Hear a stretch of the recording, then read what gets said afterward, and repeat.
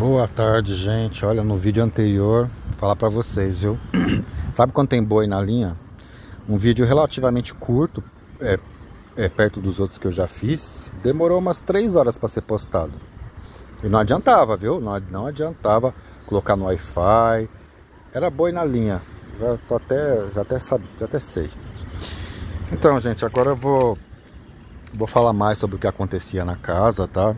Mais torturas psicológicas, invalidações do que eu tinha feito e provocações, tá? Então, segue aí. Então, conforme eu disse aí nos vídeos, né, anteriores, que eles estavam acostumados de eu passar o dia inteiro fora e voltar só de noite para casa. Mas, gente, não era com conforto não, tá? Não era com conforto, porque enquanto tinha obra lá, eu não fiquei confortável de nenhuma maneira. Porque basicamente tudo ficou no meu quarto e na minha cozinha. Eu dormia com areia todo santo dia. Eles boicotaram a obra, que uma obra, como eu falei, era para ter durado 2 meses e meio no máximo. Durou 6, quase 7, já ia fazer aniversário de 1 ano já. E esse tempo todo eu dormindo mal, todo dia dormindo com areia. Eu que tive que fazer tudo no final. Tive que lixar a parede, tive que pintar a porta, porque tamanho foi o boicote deles com os pedreiros. Eu gastei, gente, o dinheiro que eu gastei naquela casa era pra casa ter ficado um brinco por dentro e por fora. Não era nem pra eu ter botado a mão em nada. Eu que tive que fazer um monte de coisa depois. Dormia com porta pintada dentro do quarto, que não tinha espaço, não tinha lugar para deixar do lado de fora. Tinha que ficar na minha cozinha. Eu amanhecia, eu passando seladora. Eu amanhecia com a garganta sangrando e o nariz em carne viva sangrando, que eu inalava aquele cheiro a noite toda. Olha, foi um sacrifício. Correr atrás de material, eu fui em N lugares. Quando eu falo N lugares, é mais de 20. Corre atrás de piso, corre atrás de material disso, material daquilo, de madeira, de não sei o que. Tudo eu sozinho. E eles me boicotando. E as provocações durante o dia todo, eles todos em conjunto, a minha progenitora junto e apoiando, né? Invalidando tudo que eu fiz, né? E eu passando, né? Eu não, eles passando no quintal. Uma coisa que eles faziam muito assim pra invalidar ou irritar, sei lá se eles queriam irritar, mas pelo menos invalidar. Passava do meu lado assim, conhecido deles, né? Conhecido que eu digo namorada deles lá. Passava do meu lado, cumprimentava a minha progenitora, eu estava ao lado. Até então a pessoa conversava normal comigo. Sabe quando tudo muda de uma hora para outra? Todo mundo muda. E viram verdadeiros demônios, verdadeiros torturadores? Foi isso que aconteceu. Do nada mudaram. Até as pessoas que conheciam eles. A menina que namorava lá, o meu sobrinho, conversava comigo, mas era uma combinação deles, sabe? A menina do lado, tava a minha progenitora, ela passava, oi fulana de tal, falava o nome. Eu tava do lado, você tá na casa da pessoa, você é visita. A pessoa não faz questão de te ignorar. Isso, gente, não é uma vez. E falava em tom de deboche, não era um tom normal. Oi fulana de tal, tudo bem? Sabe quando a pessoa prolonga a voz assim? E faz questão de não cumprimentar, você não existe. Ah, tá bom, eu nunca me importei, gente. É aí que eles se lascaram nesse ponto. Porque eu nunca fui uma pessoa de correr atrás das outras. Assim, eu brinco, zoo, mas eu não sou de correr atrás das pessoas. As pessoas que correm atrás de mim, assim sempre foi assim a vida toda.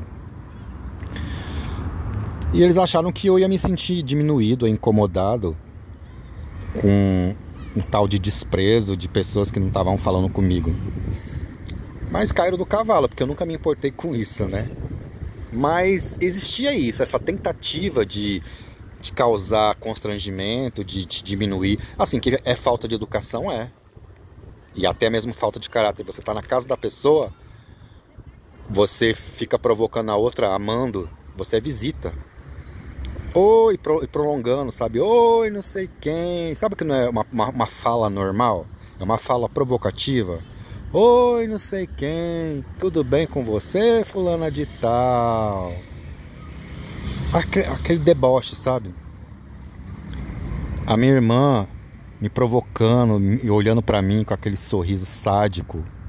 Foi a primeira vez que eu vi ela com aquele sorriso de psicopata. Eu nunca tinha visto o sorriso dela de psicopata. A primeira vez que eu vi o sorriso dela de psicopata foi ela se escorando numa escora que tinha lá na madeira. E não podia escorar, que o cara tinha acabado de colocar, né? Sabe quando a pessoa escora os dois braços e olha pra você sorrindo? Sorrindo. Tipo, eu vou abalar isso aqui que acabou de ser colocado. Ainda o pedreiro falou, não pode ninguém encostar aqui. Ela viu a pessoa falando, olhou pra mim sorrindo sarcasticamente, provocando, sabe? De tudo quanto é jeito possível. Então, gente, era tanta coisa que esse povo fazia. Chegava alguém lá perto alguma visita. Eu comecei a perceber isso. Alguma visita das que conversavam comigo, dos parentes que não estavam sabendo o que estava acontecendo, e não tinha como eu explicar, porque eu ia passar como errado, como louco.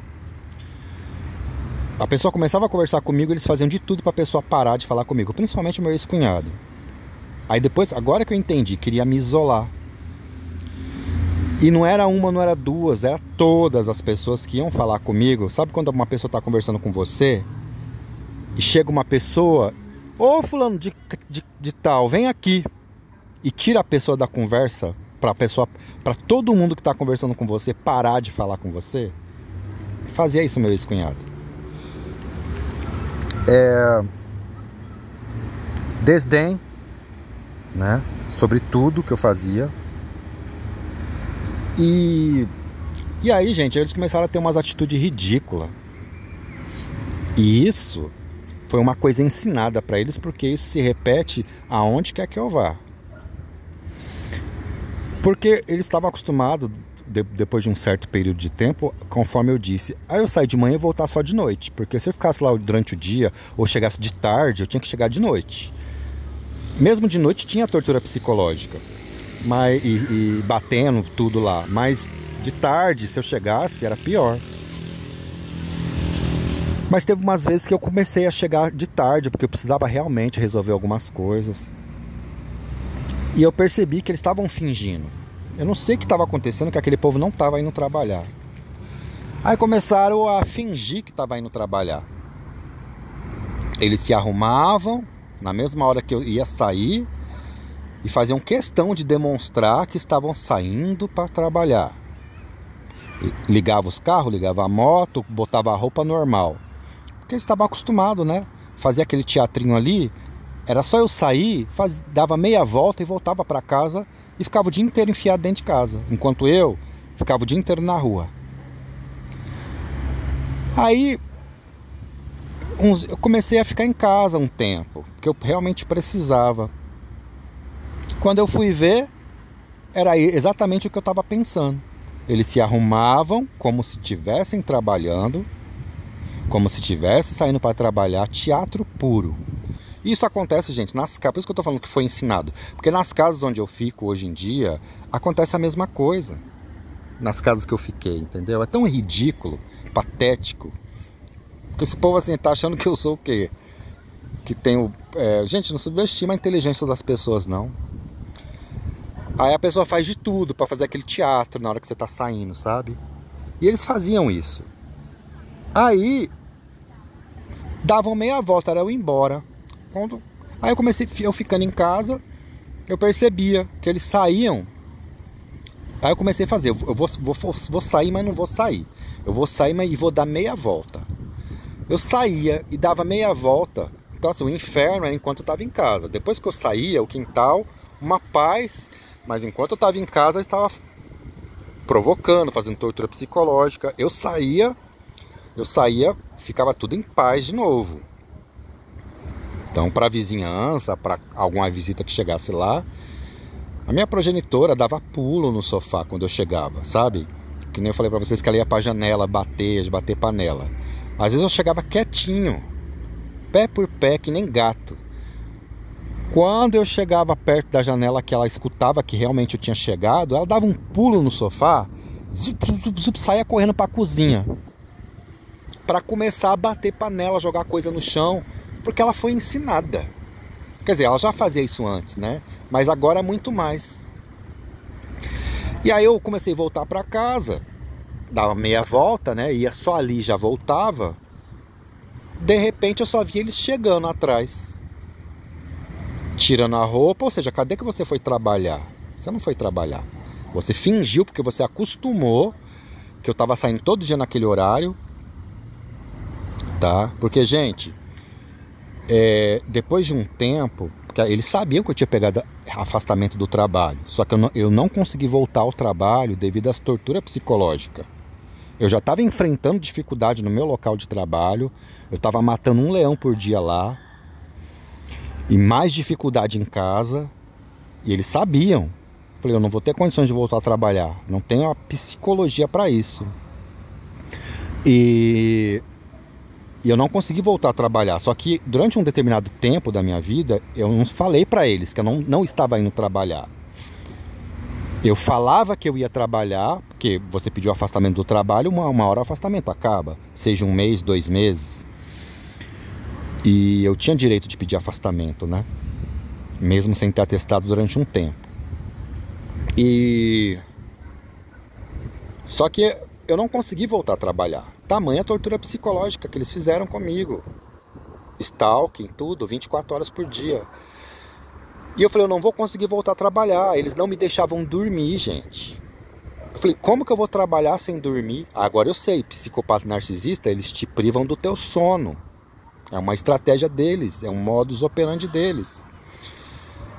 E eu falei, eu não vou conseguir voltar a trabalhar, não tenho psicologia para isso.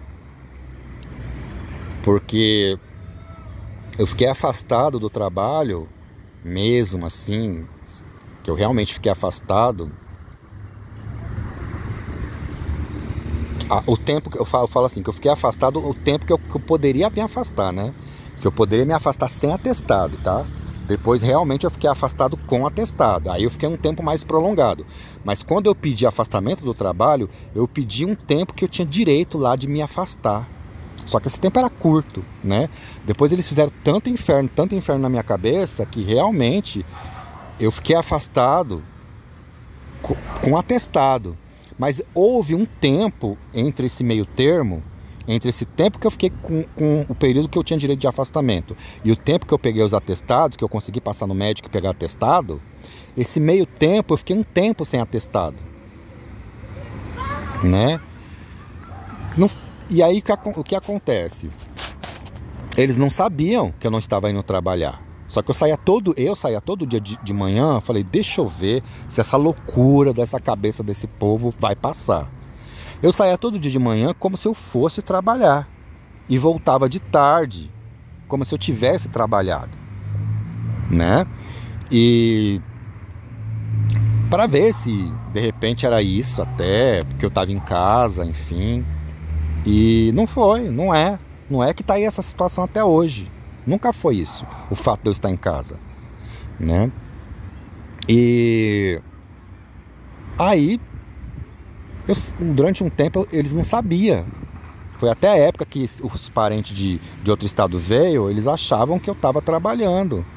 Mas todo dia eu saía de manhã e voltava de tarde. Tamanha tortura que eles faziam. Só que aí teve um tempo que eu parei de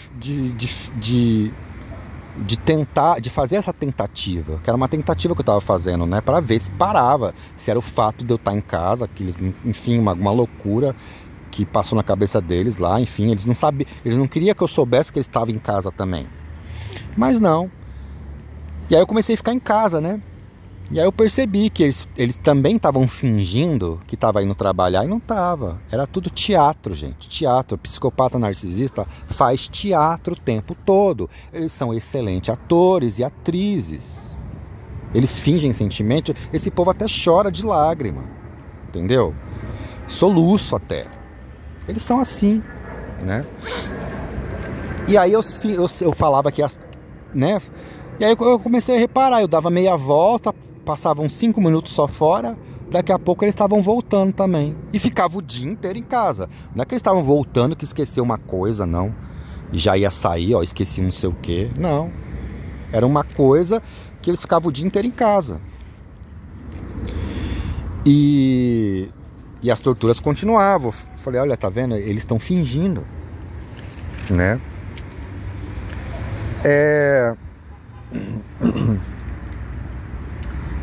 Tá. Palavras que eles soltavam no ar, gente.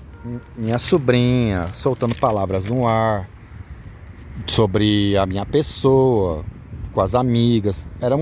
Ali eles estavam já treinando como que eles iam me humilhar, sabe? Soltando palavras ao ar, falando disso, falando daquilo, falando, jogando insinuações sobre sexualidade, sobre isso, sobre aquilo. Engraçado, né? Minha sobrinha, ela tava namorando uma menina, né? E até que eu sabia, ela tava namorando uma menina aí, enfim. E falando e jogando as palavras ao ar. Eles são assim, eles fazem as coisas e depois você ainda fica falando que é os outros, entendeu? Aí invalidando, aí começaram as invalidações de tudo que eu fiz, sabe? Tudo que eu fiz. Isso não no comecinho agora, porque eu tô falando do começo, tá? Eles começaram essas invalidações de tudo que eu fiz depois, mais pra frente, porque, gente, esse tempo que eu tô falando aqui pra vocês, do tempo que eu fiz a reforma, que eu me afastei do trabalho, que eu não consegui mais voltar, parece que é tudo assim, né? Em 5 minutos eu falando assim, mas é uma coisa que durou anos, foi um processo longo, tá? Eu fiquei nessa aí, até eu conseguir sair de casa, até eu conseguir ter alguma graninha para poder sair de casa, eles ficaram aí me torturando há acho que uns 5 anos. Eu sem dinheiro, não poderia sair de casa sem dinheiro, eu ia morar onde? Na rua? Acho que era o que eles queriam, né? Não conseguia mais trabalhar, eu conseguia um bico ou outro que eu conseguia trabalhar assim na rua mesmo, mas eu não conseguia mais trabalhar dentro de firma nenhuma. Um bico que pagava uma mixaria só a ponto de você comer, né? E uma pessoa que sempre ajudou dentro de casa, sempre ajudou, sempre pagou mais as contas do que devia, porque esse povo me vampirizou, me chupinhou a vida toda, muito antes de 2016. Eu comecei a não ter mais dinheiro para pagar as contas. Aí veio as acusações que eu não estava contribuindo em casa. Porque o narcisista é assim, enquanto ele puder te sugar, ele suga. Quando você está contribuindo, enquanto você é suprimento narcisístico, seja mental, seja afetivo, seja financeiro, você está suprindo, eles vão te vampirizando. Quando você não tem mais o que oferecer, acabou, eles vão tacar na sua cara. Eles podem ter te prejudicado a vida inteira, ter sugado você a vida inteira, o seu financeiro. Você pode ter sido uma pessoa que contribuiu com as finanças, com as despesas, arroz e feijão. Você pode ter feito tudo. A vida toda. O dia que faltar, eles vão tacar na sua cara na primeira oportunidade. Nos primeiros 5 minutos. Ó, você não está contribuindo. Você não está ajudando. Você é um peso. Eu sou um peso. Eles destruíram o meu financeiro, o meu psicológico. Não consegui mais trabalhar em lugar nenhum. Isso é resultado da atitude deles, das ações deles. Só que eles não assumem responsabilidade. Narcisista, psicopata narcisista não assume. Tudo é culpa dos outros. Eles aprontam, fazem, mas a culpa é sua. Te drenam, te vampirizam, destrói você e a culpa é sua. Fazem tortura psicológica, a culpa, aí mentem pros outros. fingem que não fizeram o que fizeram, aí mentem pros outros e a culpa é sua, sempre sua. Assim são eles. E até então, gente, eu não tinha informação, que nem eu falei pra vocês. Não sabia que era psicopata narcisista. Eu pensava assim, esse povo é louco. É louco, é maldoso, que são mesmo, né? Narcisismo é um tipo, é uma loucura e também tem maldade, mas não é só isso. Existe nome pra isso, psicopata narcisista. Aí, gente, começaram a tacar na minha cara que eu não estava contribuindo. Eles acabaram com a minha vida. Acabaram. Sabe? Eu não tinha o que comer. Eu não tinha o que comer. Tinha dia que eu comia arroz puro. Eu não tinha dinheiro para comprar o gás. O chuveiro já não funcionava. Já tomava banho gelado, fazia o frio que fosse, fazia sol. Mas tinha dia que eu comia arroz puro. Arroz puro. Mas depois eu falo essa parte aí de novo, enfim. Da comida, todo o processo que eu passei, tá? Aí, então começou essas invalidações, né? Porque psicopata narcisista, talvez, gente, eu volte, talvez eu falo desse tema de novo, porque assim, quando eu toco num assunto, abre todo um leque de coisas que eu tenho para falar. Aí eu falo, poxa, eu vou ter que gravar mais vídeo falando agora só disso, porque é tanta coisa só disso. Eu vou falando, sabe? Eu não quero embaralhar os assuntos. Eu quero fazer tópicos, mas, enfim. E aí vieram as invalidações. Tudo que eu fiz não foi bom. Eles mesmos boicotaram tudo.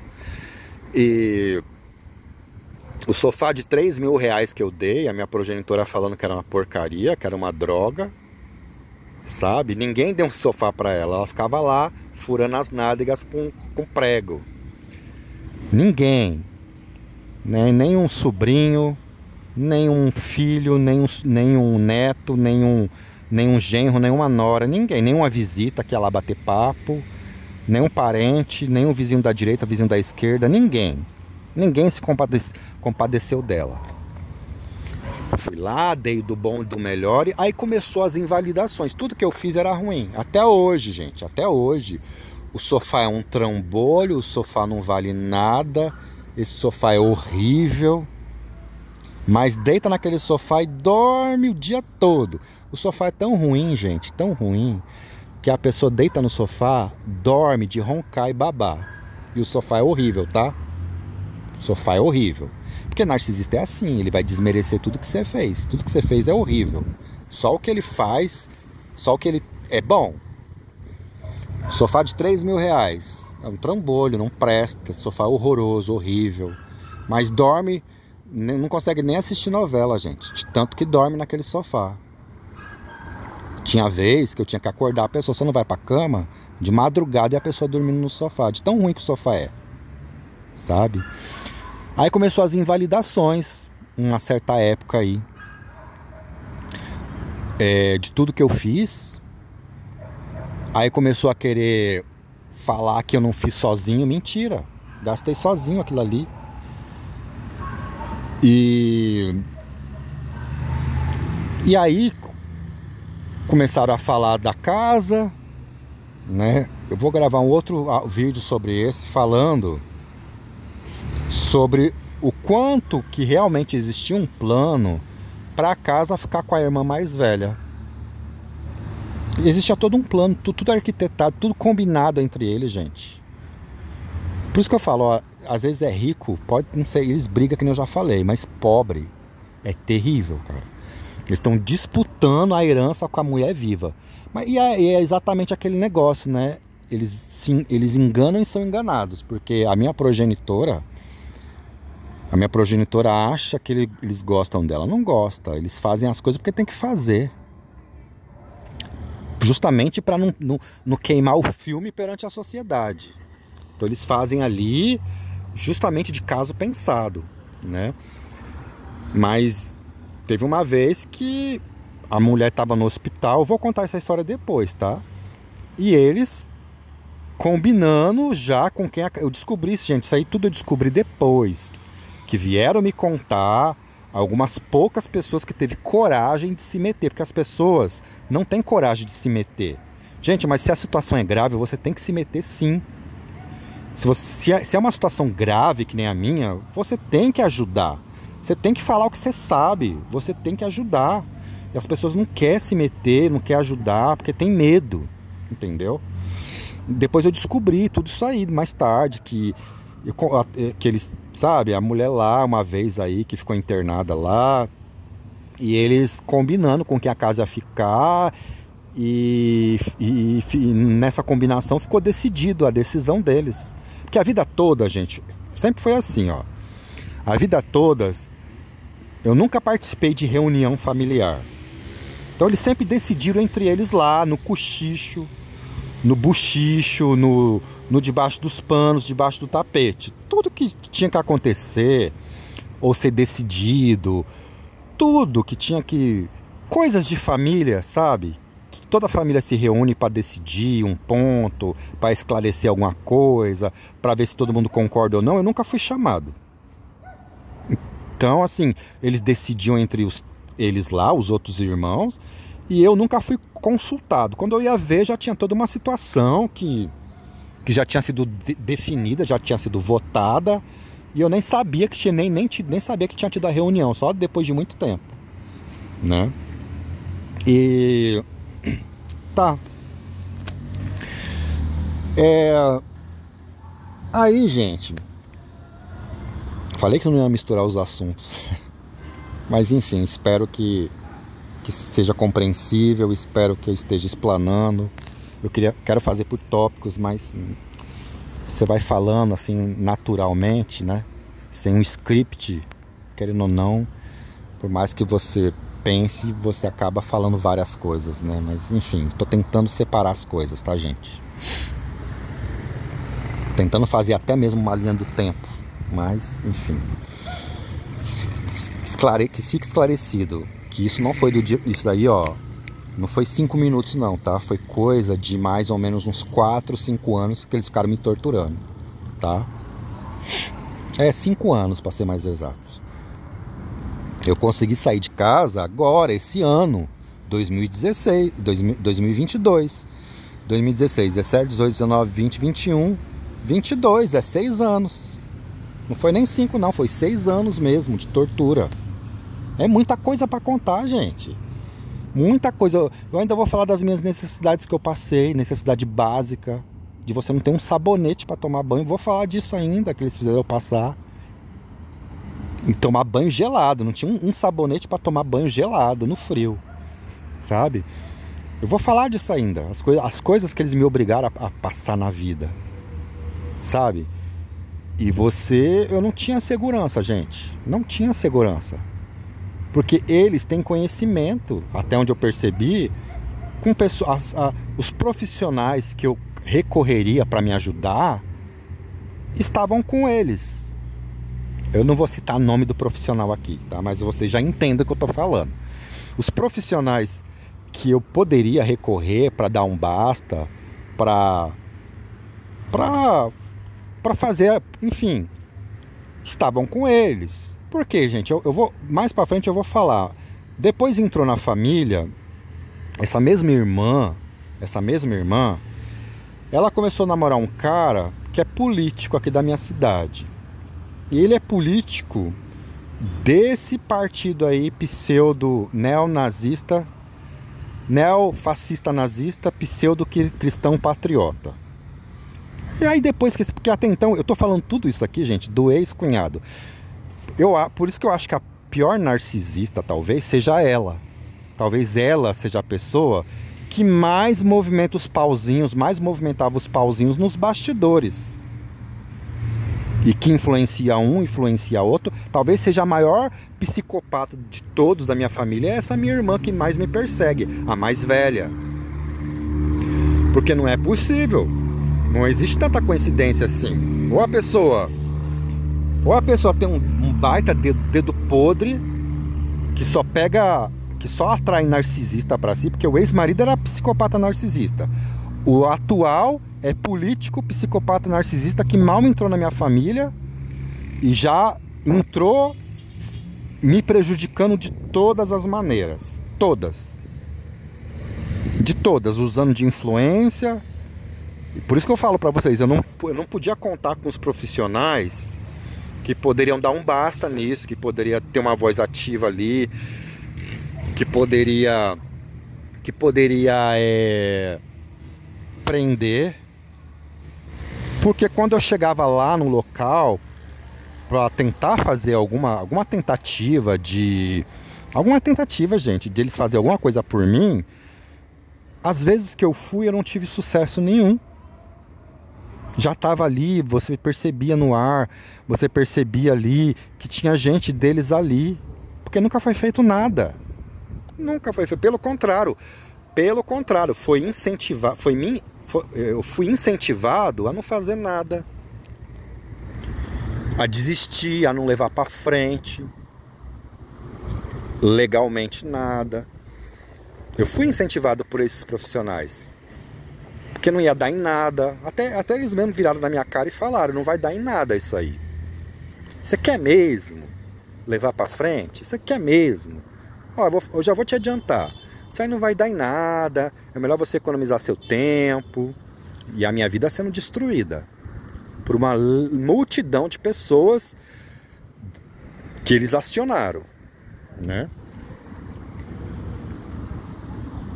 Depois eu conto a ligação que existe entre o meu ex-cunhado e o meu atual cunhado, que existe uma ligação entre eles. Mais para frente eu detalho o que pode acontecer, o que é essa ligação, porque até então eu não conhecia esse cunhado, nem sabia. Gente, eu nem sabia que de nada. Hoje em dia ela tá com outro cara. Mas quando começou a acontecer isso, ela tava com outro cara que ela era apaixonada por ele. Não sei nem como que separou. Morria de amores por aquele cara que era psicopata narcisista igual ela.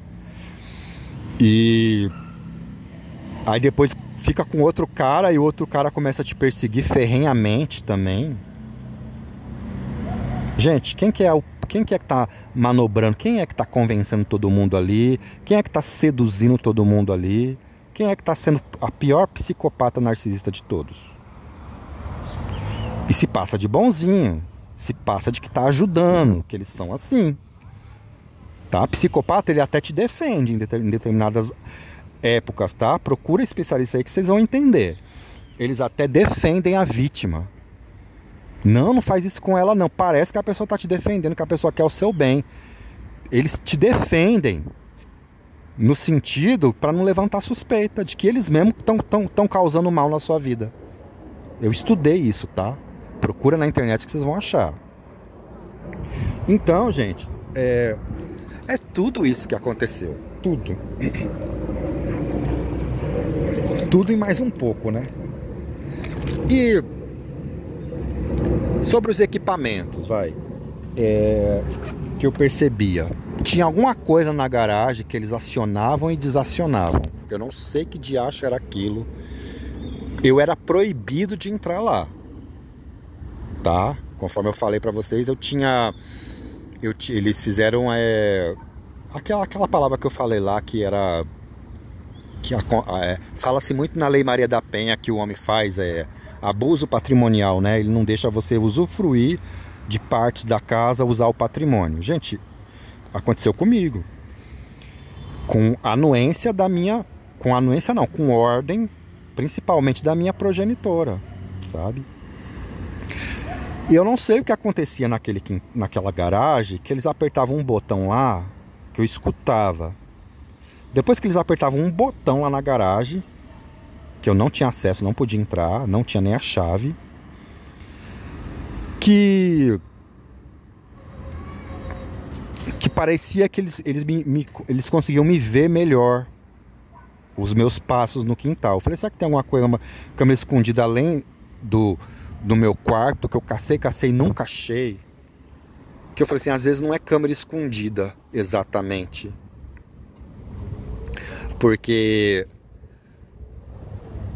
Porque eu passava muito mal. Eu falei, gente, uma câmera escondida não vai fazer eu passar mal desse jeito, né?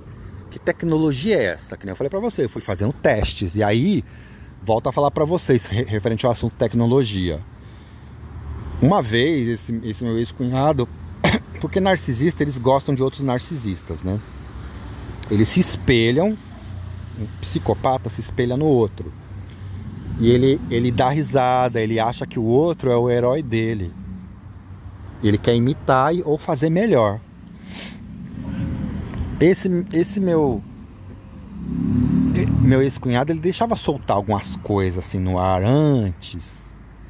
Que tinha um amigo. Por isso que tinha um amigo que tinha um aparelho de raio-x que ele virava para a parede para observar mulheres. E realmente existe, gente. Não é somente em hospital que existe raio-x, não. Tá? Existe raio-x em vários outros lugares. Serviço de geologia tem raio-x.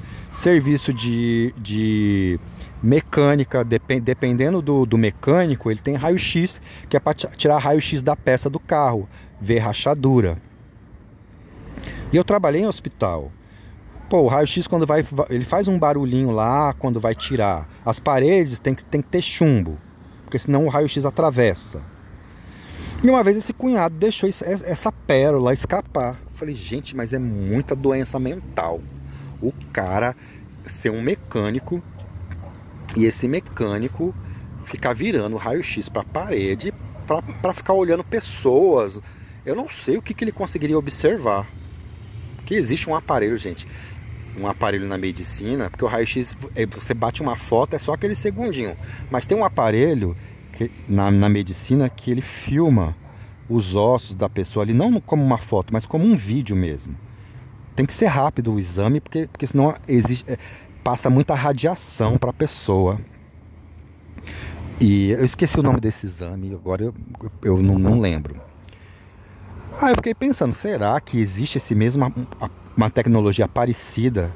Porque você vai tirar raio-x de peça de carro, você não precisa dessa tecnologia de ficar filmando como uma câmera, mas uma tecnologia de câmera fotográfica, que você bate uma foto, é só para tirar a foto ali da peça, da rachadura, da trinca, né? Que uma foto normal não pega, mas o raio-x pega.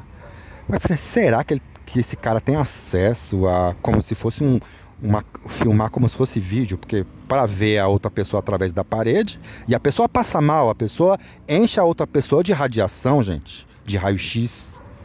E uma vez ele soltou essa pérola, o cara é fogo, o cara é...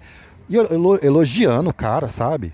Como se o cara fosse um herói. Eles se espelham, gente. O cara é fogo, o cara ele tem não sei quem, tem um aparelho de... Ele soltou essa pra mim. Só que ele esqueceu dessa, né? Ele esqueceu que ele contou essa pra mim uma vez.